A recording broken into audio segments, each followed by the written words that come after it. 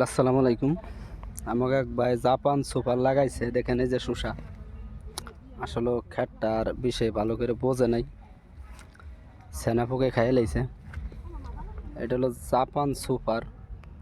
অবশ্যই যারা শসা লাগান, জাপান শসাটা আসলে ভালো, ছোটোর থেকেই ধরে। আসলে ওই ভাই বুঝতে পারে নাই, সেনাই খাইয়ে লাইছে। দেখেন সেনাই খাইয়ে লাইছে। আসলে আমাকে এই ভাই বুঝতে পারে নাই, এর কারণে আর কি খ্যাত এরকম হয়েছে। এই যে আমার ভাই মানে খ্যাতটা অনেক সুন্দর করে করছে, কিন্তু ভাই বুঝতে পারে নাই, এর কারণে খ্যাত একটু সমস্যা হয়ে গেছে।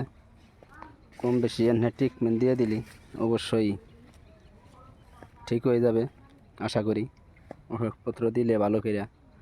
আর এই শসাটা হলো জাপান সুপার, আসলে ভালো একটা জাত, বীজের কোনো ইয়ার বেলি নেই, অনেক সুন্দর একটা বীজ। দেখেন এর রোগে রোগেই ধরছে।